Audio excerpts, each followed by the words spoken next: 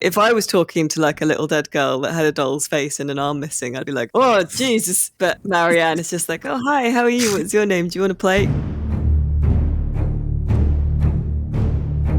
Hi there. Oh, hi. You startled me.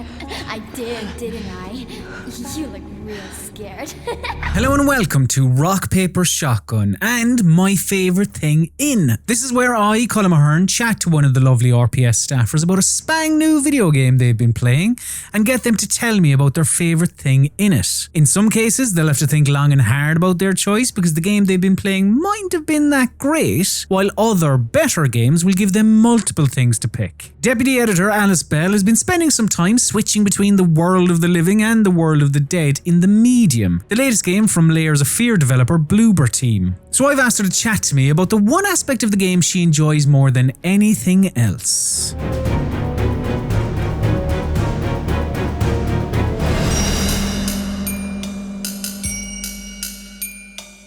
So Alice, what is your favourite thing in the medium? My favourite thing in the medium is it's called the split, which is the way you can see the world of the living and the world of the dead at the same time. Ooh. Does that not get confusing when you're trying to kind of concentrate on one, or what is it? Yes and no. Well, I mean, it's very well done, which is why it's my favourite thing. It's like playing split screen on on GoldenEye back in the day. So both cameras are you and you're looking at the same thing. It's like on one half, the Caves multiplayer level is inspired by a specific surrealist Polish painter and it's all weird. And you're screen watching yourself. Does that make sense? Sure. But in the medium, the titular medium is a woman called Marianne, and she's been able to. This has happened to her whole life, where if she's somewhere where, there's a dead person who wants to communicate, or, there's some big psychic, dead people energy or something, she will be forced into seeing both sort of sides of the coin, as it were. Which for her must be very migraine inducing, I can only imagine. She's seeing them both at once, but fortunately, because it's a third-person camera situation for the player, we see them separately, just on two different cameras in the split screen. It's very cool. Are you playing the whole game with this split screen thing, or are you... So I didn't keep notes exactly, but I believe the developer said it's about a third you're just in the regular world, a third you're just in the dead world, and then a third you're in the split. I mean, because it sounds like a cool gimmick, but Is it just a gimmick, or...? No, well, this is the thing. This is sort of how a lot of the gameplay is made interesting, because it's sort of a story-driven puzzle exploration thing. I hesitate to say it's a horror game, so I don't find it very scary at all. It's not that it's not good. It's just I don't think it's scary.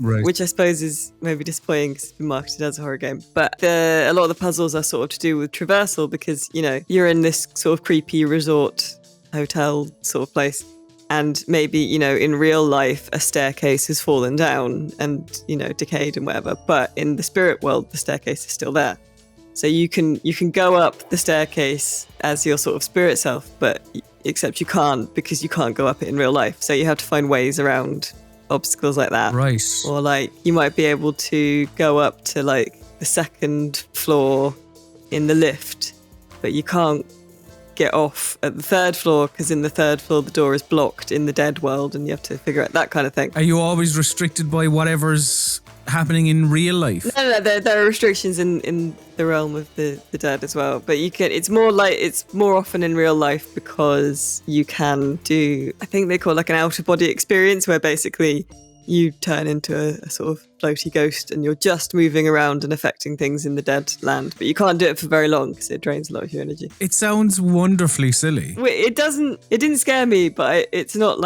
fun, unintentionally funny or anything either. Right. It almost should be, because it's very sincere, but it works, I think. And I particularly like the way they do it in cutscenes, because in cutscenes they will use different camera angles for each side of the split, sort of showing off how, like, you know, maybe you are talking to a little ghost in the dead world, but in the real world, you're talking to yourself. Sort of showing the scene from different angles, which is very cool. The site, so set in 90s Poland, the bug bit takes place at this kind of workers' retreat in a forest, and it's all falling apart because it was abandoned after there was like a mass murder there. So I was like, why is she going there? It's a terrible, clearly, no.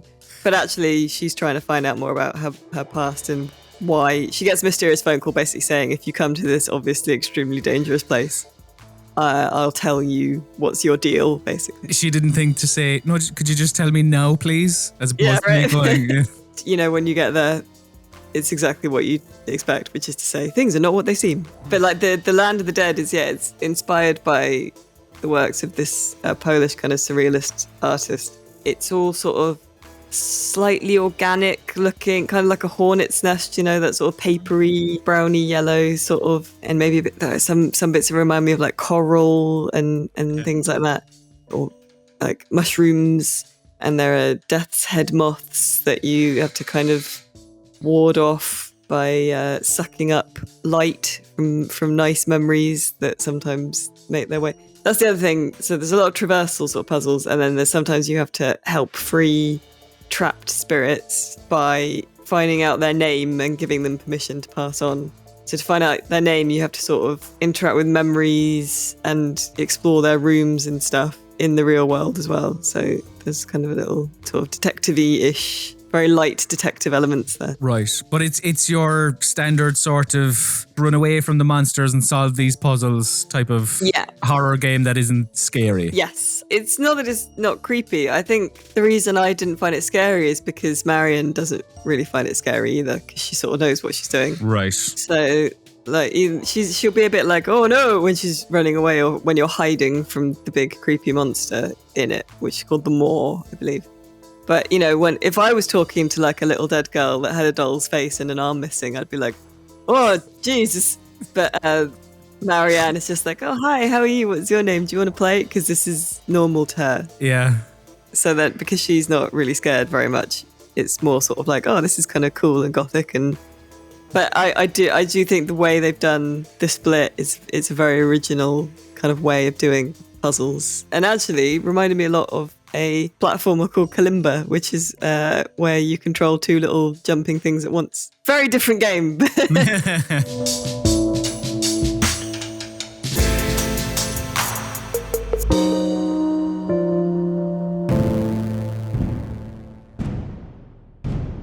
Thanks very much for chatting with me today, Alice. And if you, dear viewer, would like to check out Alice's full thoughts on the medium, be sure to have a read of her written review of the game on rockpapershotgun.com. As always, thank you very much for watching, you absolute star. We hope to see you again soon as we learn more about people's favourite things in video games. But do remember, for all of your PC gaming needs, keep it on rockpapershotgun.com.